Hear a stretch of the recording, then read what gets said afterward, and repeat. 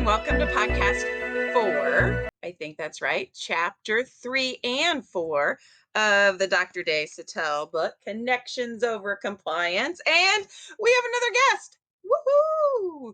Mr. Adam McDaniel is joining us today. So, Adam, tell us a little bit about yourself. Yeah, it's great to be here, and thanks for inviting me.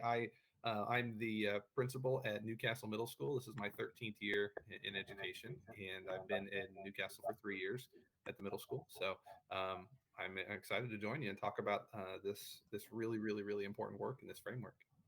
Awesome job. Carrie, how's your 3-day weekend going? Great. So I'm back in my courses.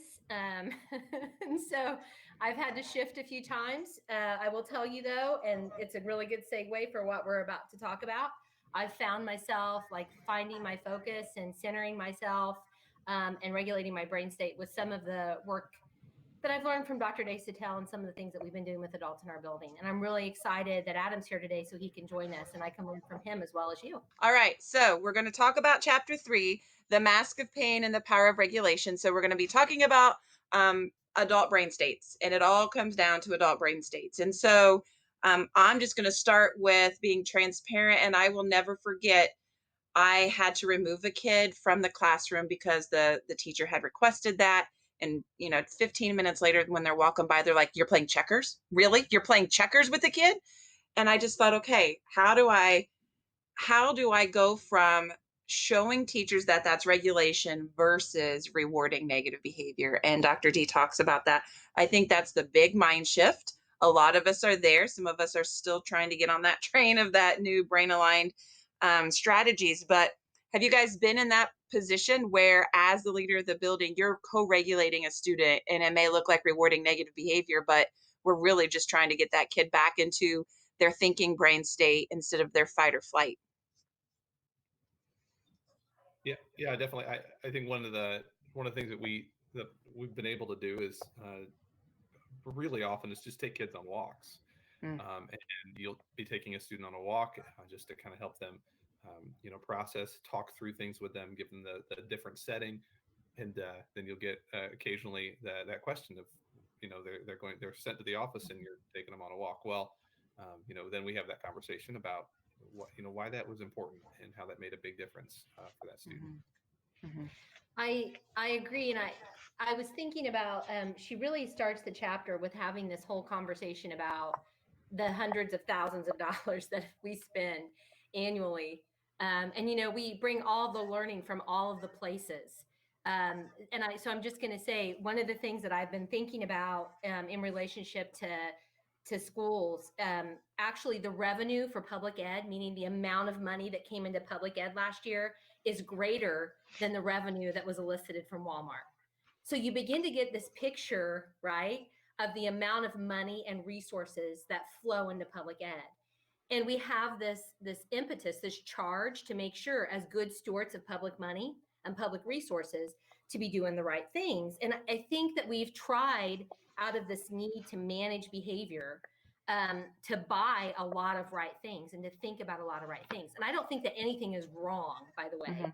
I think anything works well within the course of the framework. And so, yeah, it has been a shift and a change. I think I've mentioned this in other videos and but we reinvented the back office. And I think I said in the last video, it's done, The back back office, office. the back office. And we have a lot of regulation and a lot of regulation tools. We covered all the lights so that they're filtered now, so that it's not as Mhm. harsh.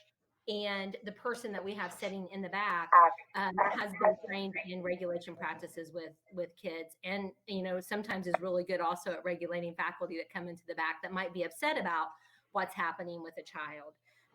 But yeah, I think we've all been there, and we've all had to have conversations, very real conversations, also with staff about ways in which they might manage their own brain states better to Mhm. sometimes avoid having kids out of their classrooms at all. Right. It's that whole shift from reactive to proactive and making sure that they understand that emotional contagion we've talked about. We want their emotions to be that calm, that pause, so they can actually hear and be in that moment with that student instead of being reactive. We went into this whole PBIS conversation where PBIS is positive, but somehow, in some way, we've connected it to this ladder and to these negative consequences that occur, along with positive consequences as well.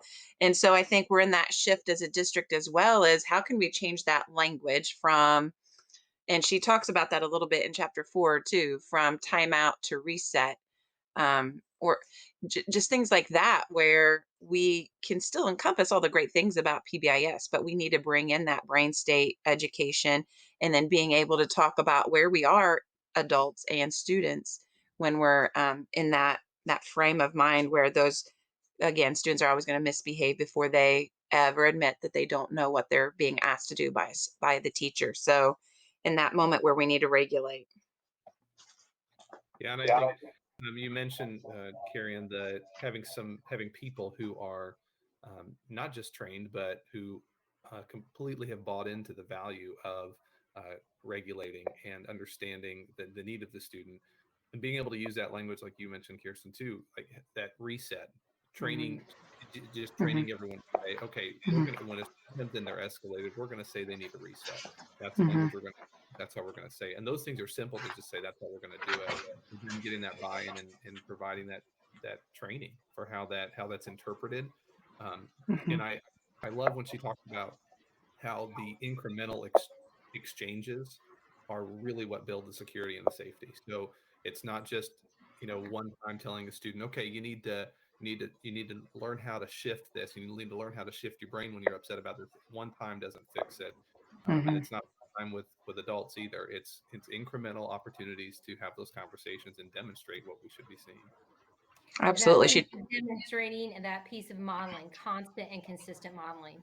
Mhm. Recognizing when you have a dysregulated teacher and the way in which you operate and work with that dysregulated teacher to honor both what they're telling you through their dysregulation, through their body language, in addition to the ways in which you're going to help them get through that and then move into the classroom and be, I don't want to use the word successful because that implies they weren't being successful, but you know what I mean, more Right. regulated and more thoughtful with kids. Right. Right. She talks about that 2 by 10 as well in that chapter 4. I think I always want to bring this up, that origin of discipline as disciple, and we want kids to walk beside us because we are that trusting adult, whether it's the leader or whether it's the teacher. I just love how she states that, um, someone who wants to follow you, cares for you, and wants to walk right beside you. So how do we get there? How do we, so we're still not 100% there. What are you guys doing to promote that within your building? Mhm. I'll let Adam go first. I'm anxious to hear what he's doing. No, I want you to restate that. Say that one more time. So like what are Reiterate. we doing now to model, I know we're taking walks, I know but what kind of professional development, or are you embedding it in everything you do with your emails, with the way you talk to, wait, I know you're doing it, Adam. So just tell us all the great things you do with your staff, um, to get them in that good mindset. For instance, every morning when those kids walk in the door, I say good morning to them by name. They know that I know them by name. So when they come down the office, they know that that relationship's always there. And it's kind of like they don't want to disappoint you, right? Because you've built that relationship because my principal knows me by name. Now, that's a little bit more difficult when you have 700 kids. I get that. You guys, your buildings are much larger than mine. So what are some things that you're doing?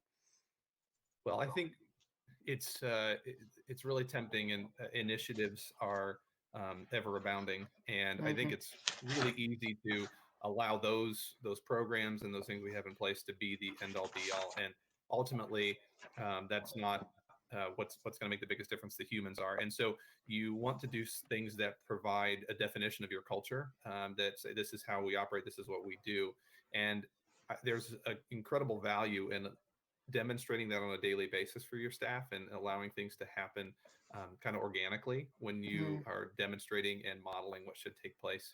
But there's also a big benefit in defining those things too, and having those real conversations about how we as an organization define what we do and who we are. So I think even coming up with definitions for what your culture looks like, how things are, how we operate, what we do, those norms that you have to set. Hmm. So having those really strong is important. I also think, and I know Carrie Ann's been doing a little bit with this, but early on in my time at Newcastle, we did the Strengths Finder, and Hmm.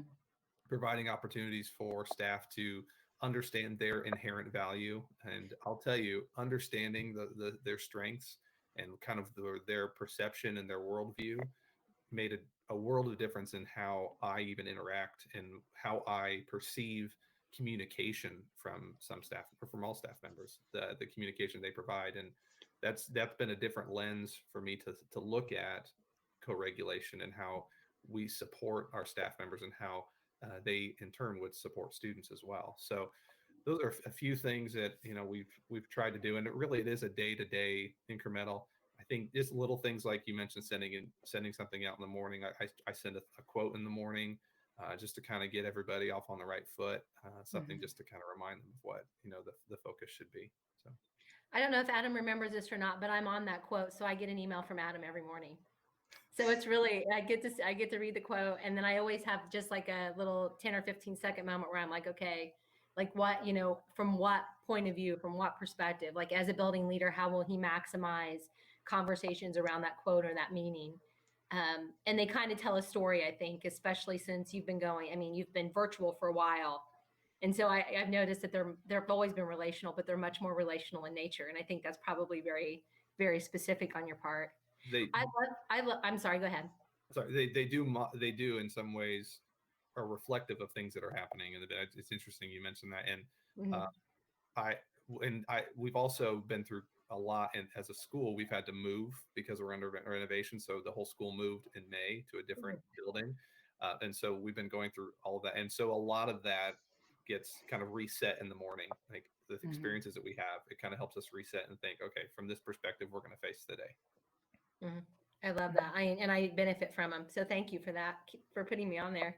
You did mention that we were using strength finders, and it is the second time I've done it with the building. It's the first time I've done it with this group. And I think it goes back to what we started with a little bit in chapter 3 before we maybe move on into chapter 4 a little bit more, because she's got so many like specific, really great ideas. Is that what I was able to do this time, because I know more about the framework now, is to be much more specific and precise in using strength finders to introduce the framework. So I was really struggling. And again, this is just my second year there. We had the pandemic and all the things that we all can jointly understand last year. So I found when we were going into this semester that we had been talking about the framework, we had done PD, but I was missing like a structure, if you will, that helped me to push that momentum forward. And it's been wonderful. So we're doing mind mapping now, a version of what Dr. Lori suggests for kiddos to do, but we're doing it through our strength and our strength finders currently. I have cats fighting. I apologize for that. That's just going to happen in my house, and they have to do it right now. And that's just been huge. So now I can reset myself as I go into classrooms to have conversations with teachers, because I have their mind map related to their strengths right outside of the door. And what's significant about that is it's their favorite one, meaning the one that they own and feel the best about, right? So it's been kind of neat. That's awesome. I've been watching that journey on Facebook.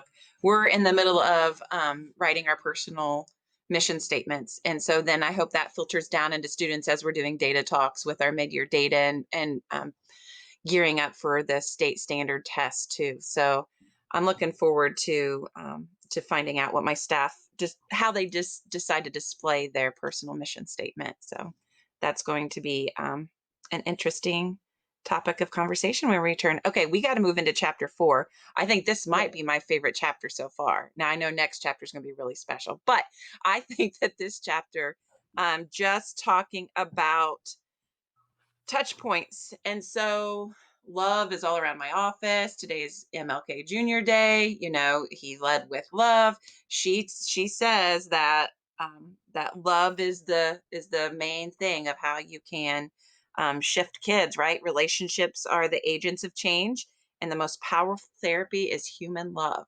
So talk about that. Let's talk about that, the touch points that you guys are doing in your buildings. Well, there's definitely an intentionality, among the staff, and I think more so than ever. And I don't know what your experience has been through the pandemic with having students in and out and for longer periods of time.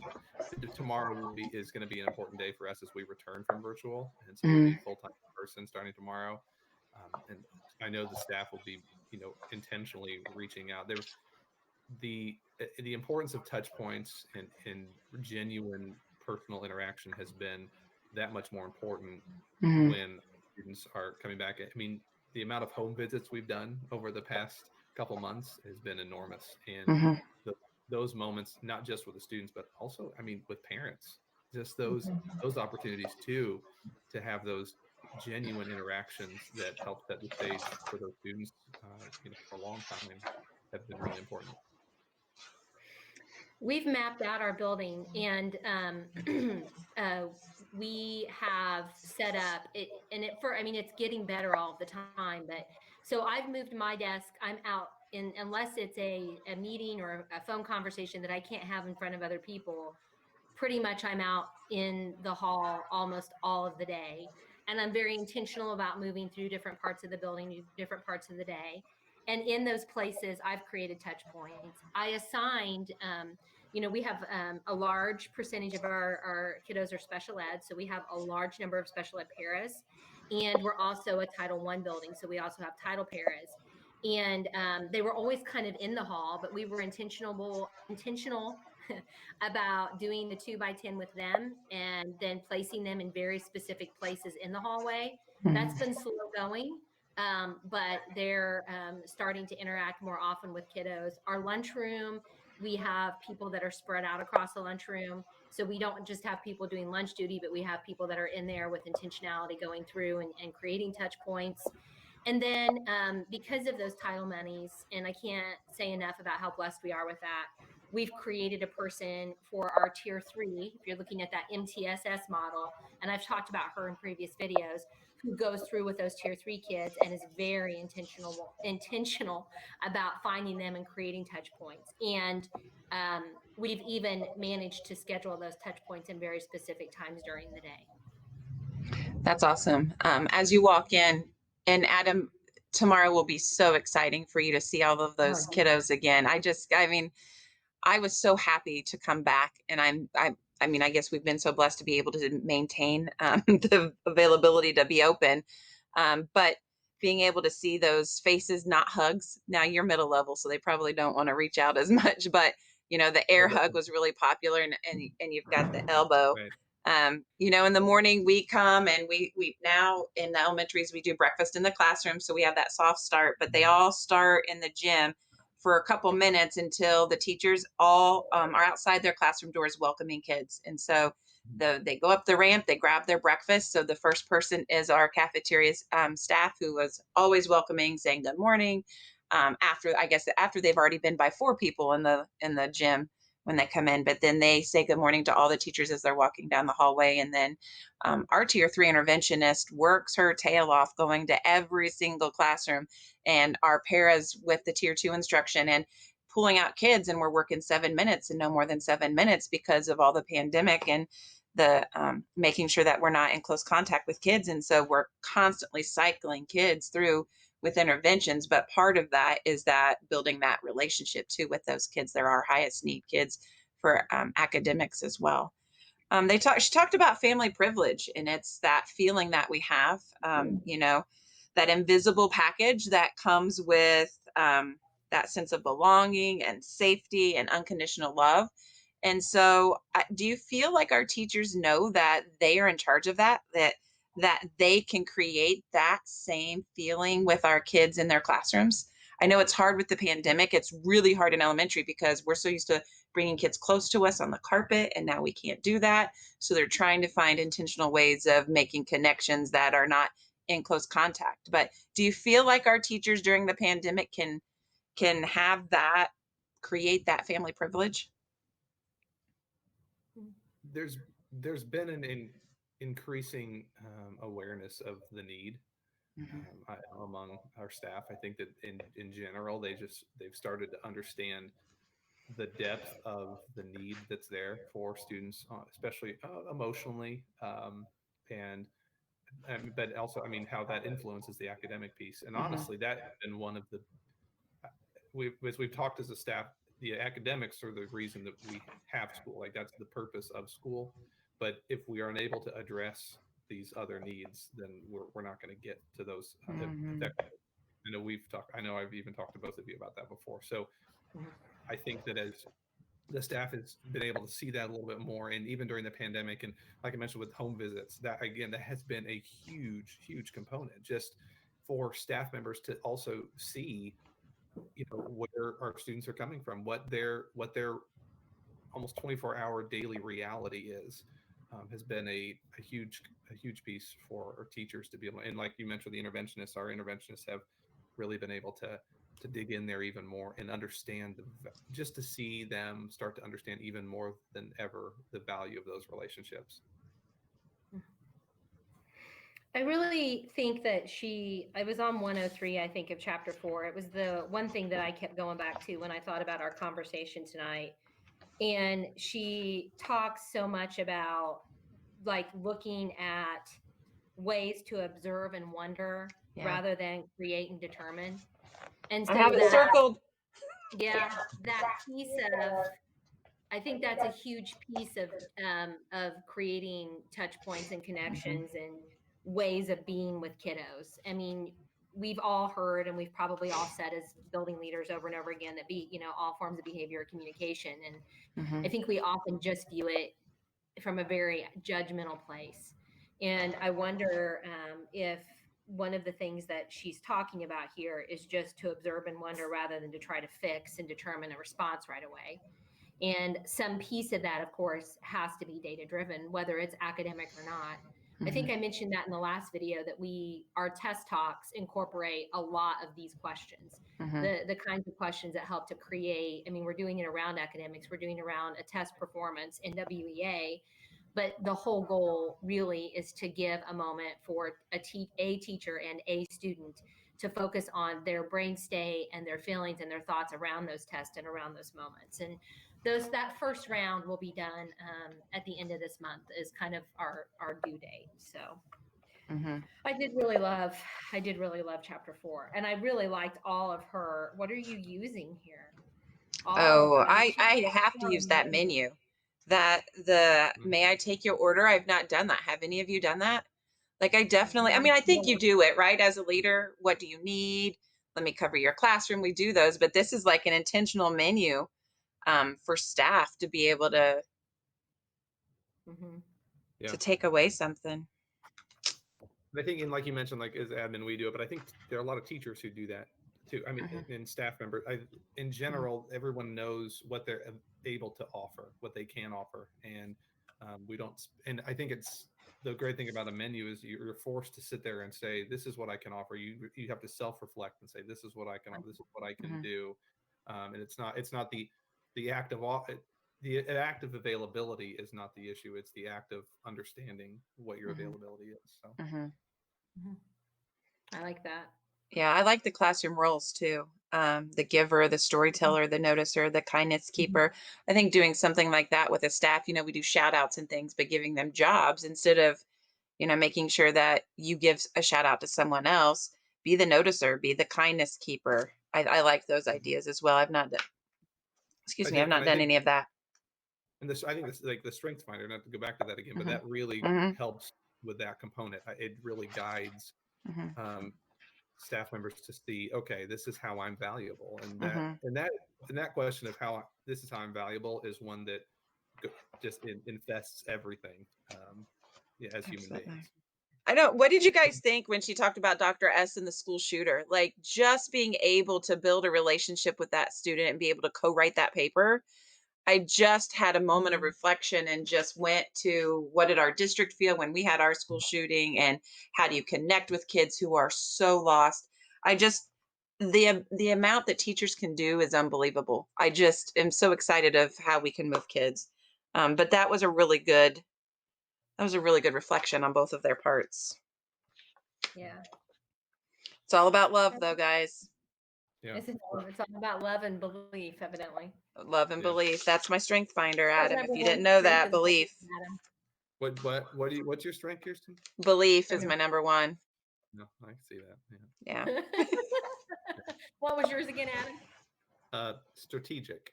Ah, gotcha. Well, I'm gonna restore both of you. So thanks. We need it. Yeah, as often as possible. And probably and I've heard this term used before, but she also talks about being a warm demander. And that's one of my favorite descriptions of what educators should, can be and should be. Mhm. Just that, um, knowing that it's not necessarily often, how we say it, it's what we say. I've used this as an example too, just talking to people about relationships. And there are some relationships where unconditional love's been set up for you, like your family and those people that love you. And when you hear things from them, even if they're harsh, you hear them through the lens of unconditional love because that's been set Mhm. up already. And so to be a warm demander, that has been set up ahead of time. You don't just say it, you don't say it calmly and strongly. You say it through the lens of everything else you've done. And I just Mm. love that example, and how she talks about being a warm demander and what that means. And Mhm. that quote that she's from the student, she's mean out of the kindness of her heart. I love Mhm. that. Mhm. That is awesome. It is. Well, I am so glad that we all got together to talk a little bit about these chapters. And Adam, it's so good to see you and hear from you. And good luck Great to tomorrow see you. with returning kids and staff. And I hope things go great. You can always check back in with us. We're going to do another book when we're done with this. We only have a couple more chapters left. But I think we're going to continue the adventure because this is something that we want to do to continue to push ourselves. So, That's If fun. you um, have Thanks. if you have any book ideas, let us know, Adam. I We'll will. grab it. Yeah. Well, thanks. abs- Thanks for having me. It was great to see you both. Yeah. yeah, absolutely. All right, guys, thanks for joining us again on Lens of Reflective Leadership. Until then, we will see you next Monday.